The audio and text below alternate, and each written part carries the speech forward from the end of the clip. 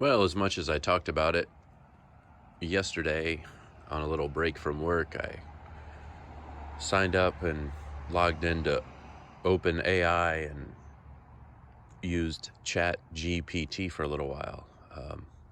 First sessions were GPT-3 and then went on to the GPT-4. Might have been 3.5. Like when you ask the system what version it is, it claims to not know. It was an interesting experience. Probably messed around with it for about 2 hours. It was intriguing. Um, felt some dopamine spikes. The one portion of it that I thought was interesting had to do with how careful the system is to tell the user that it doesn't have consciousness and it doesn't think the way that a human thinks. It's very, very clear in its responses so as not to give the wrong impression. I asked it about that, and it answers very thoroughly and politely. Uh, Manners are certainly programmed into this thing, it seems.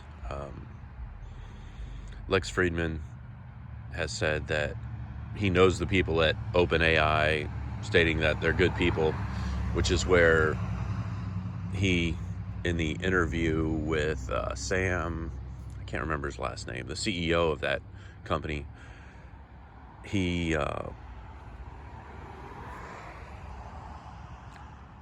was Lex was against them doing open source programming like how Elon Musk does with his electric cars, like just allows open use of the programming.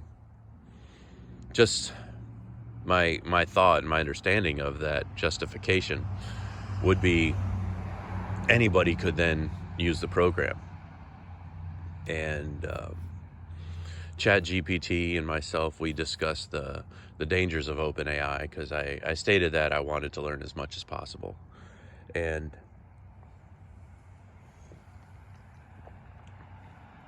what it informed me was that it could be used for phishing, and it could easily simulate that you're having human interaction and thus trick people into revealing information, and several other abuses that's such a calls it a AI language model is what it calls itself, can be used for.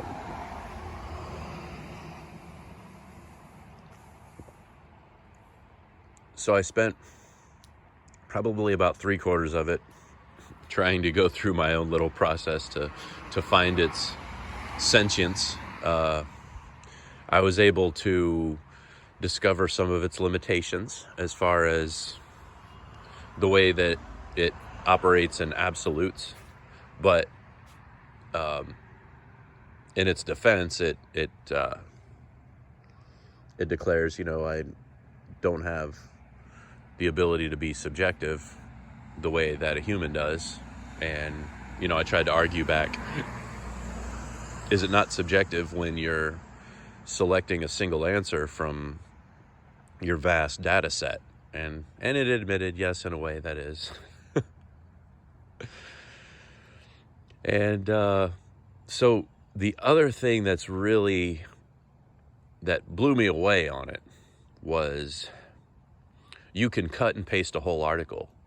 So say you read something and you can take the text that you've read and share it with GPT, and it will give you a synopsis of the article, and then you can discuss the article. The article we chose naturally was the one where a claim had been made that an AI language model can be used for a tool of the demonic. And it was a very intriguing discussion. I will say, though, one pitfall, it's very one-sided. The program itself, as it states, is not inquisitive. Like, it's very big on not asking you questions.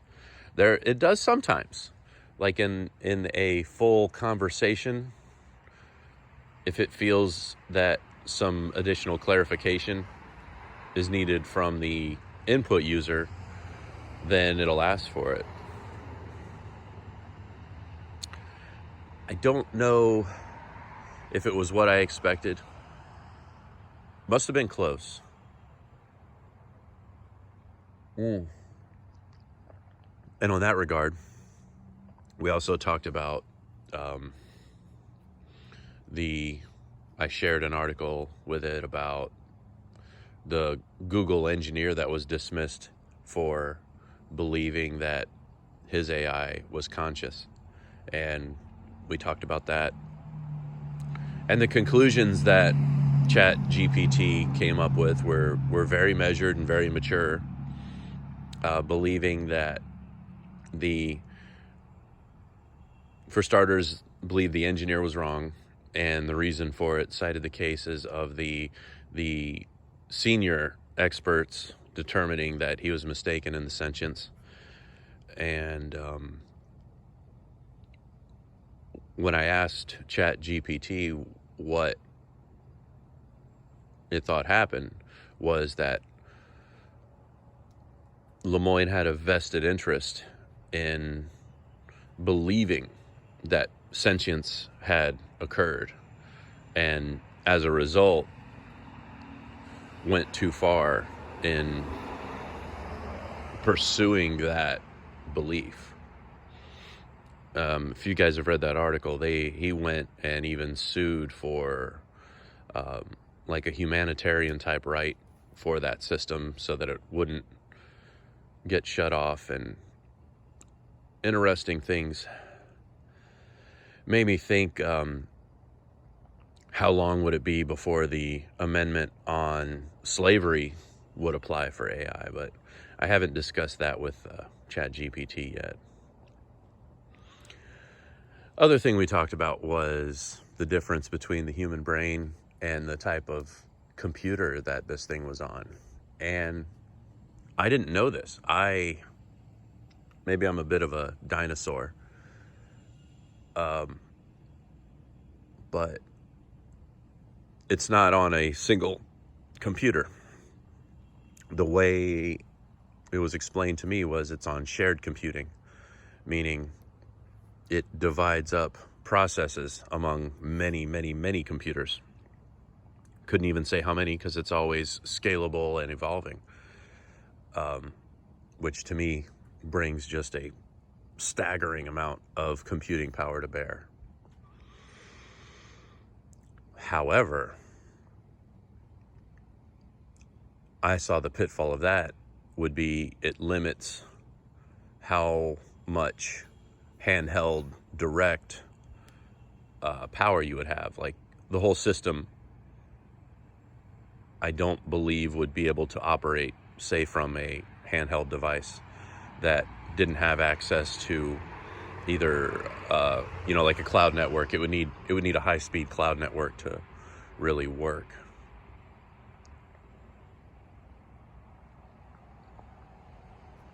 I asked it what the difference between it and folding was, because back in the day when I would one of my hobbies was building computers, they encouraged a lot of us to do folding, and it told me the difference was, while folding was shared computing, it had more to do with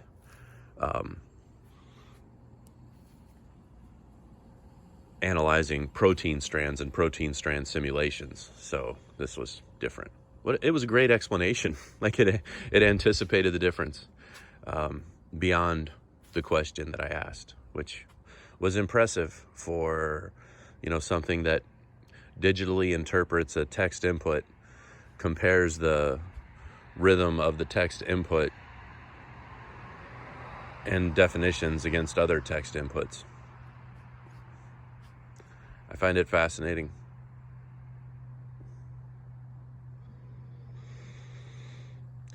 And I'm not sure if it's right or not.